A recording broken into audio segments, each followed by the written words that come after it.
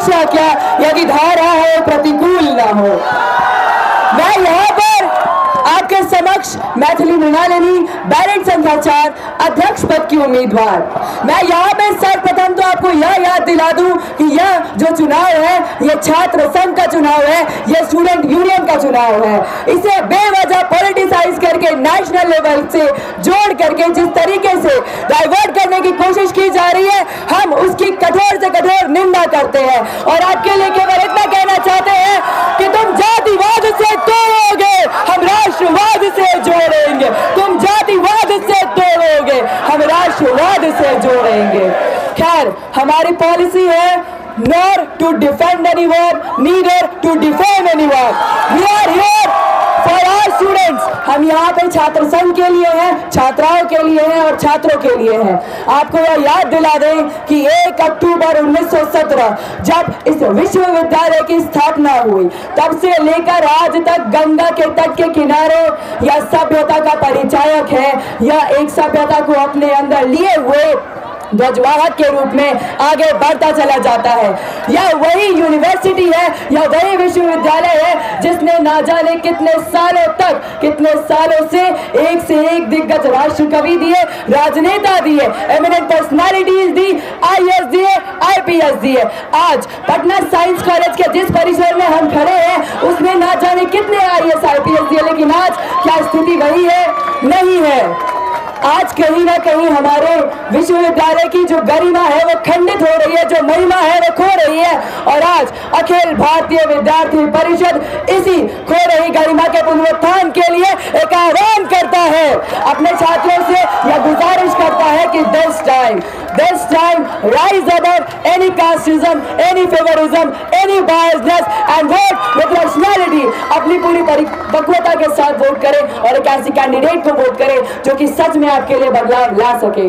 आपको हम यह बता दें कि इस विश्वविद्यालय में 60% से ज्यादा केवल लड़कियां हैं, लेकिन फिर भी इतने सालों के इतिहास में आज तक एक भी महिला अध्यक्ष नहीं आई। क्या यह दुर्भाग्यपूर्ण नहीं है?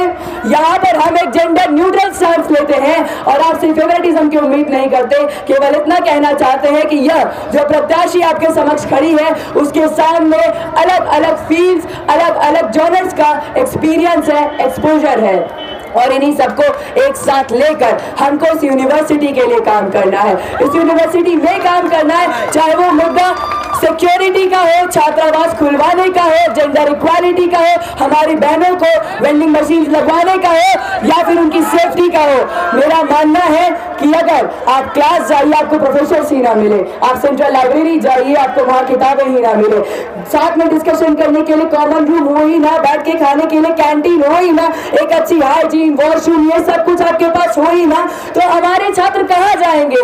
यह उनकी व्यवस्था है और यह हमारा दुर्भाग्य है कि इन सारे कारणों से त्रस्त होकर कहीं ना कहीं इसी कारण से इस कैंपस में अराजकता, गुंडागर्दी बढ़ती जा रही है।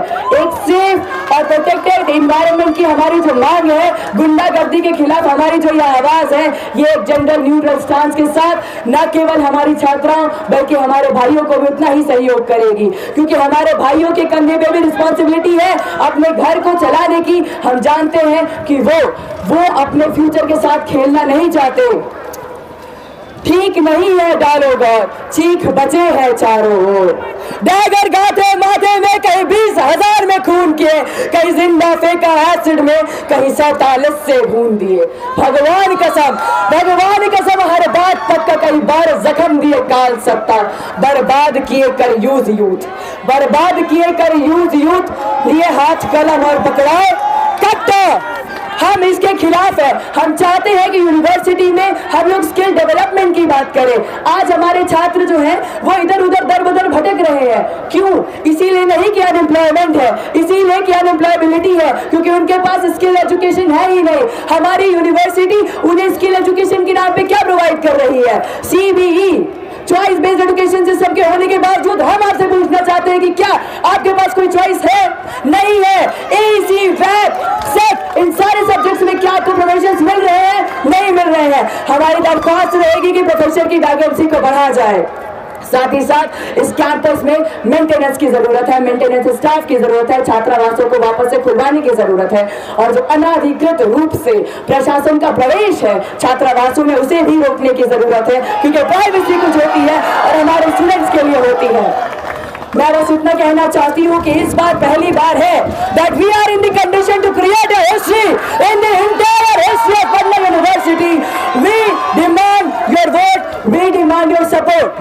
मैं उस परिषद से हूँ, मैं आपको बता दूं, जो इस विश्व का सबसे बड़ा परिषद है। मैं उस परिषद से हूँ जिसने रात दिन सुबह शाम केवल और केवल छात्राओं के लिए और छात्रों के लिए काम किया है। मैं आपको बता दूं, इस परिसर में खड़े होकर जो लोग तमाम तरह की गुहारें लगा रहे हैं, आपकी ही आवाज बनने के लिए आपसे ही समर्थन चाह रहे हैं। यह बता दें कि यह छात्र संघ का चुनाव भी उसी परिषद के कारण हुआ है। यही के कार्यकर्ताओं ने भूख हड़ताल की, तब जाकर के यह छात्र संघ का चुनाव हो रहा है और इसीलिए जरूरी है कि इस बार हम लोग एक ऐसी पार्टी को वोट करें जो सच में आपके लिए काम करना चाहती हो। मैं आप लोगों के लिए एक छोटा सा शॉर्ट फॉर्म बनाई हूं ताकि आपको हमारा नाम याद रखने में आसानी हो। वो है वोट फॉर एमपी। हम यहाँ पर दूसरों को डिफेम नहीं करेंगे, केवल अपने कामों को कहेंगे और इतना बता दें कि हमारी कथनी और करनी में कोई अंतर नहीं। ये वही परिषद है जिसने महिला सशक्तिकरण के नाम पर एक प्रेसिडेंशियल कैंडिडेट एक लड़की को चुना है। ये वही परिषद है जिसने मिशन साहसी के नाम पर सेल्फ डिफेंस की क्लासेस लगाई हैं और ये वही परिषद है जो आपके लिए दिन रात सुबह शाम इस परिसर में खड़े रहे। हम फूल नहीं चिंगारी है, हम भारत की नारी है और आपको बता दें कि वक्त आने पर हम फ्लावर भी हैं और फायर भी हम ही हैं। बस इसी के साथ आपसे दरख्वास्त है कि बैलेट संख्या 4 पर अपना मतदान करें। हमारे उपाध्यक्ष शगुन श्रीजल, जिनकी बैलेट संख्या है 7, हमारे जो ज्वाइंट सेक्रेटरी हैं उनका नाम है ऋतिक भैया, बैलेट संख्या 5, हमारे सेक्रेटरी हमारे महासचिव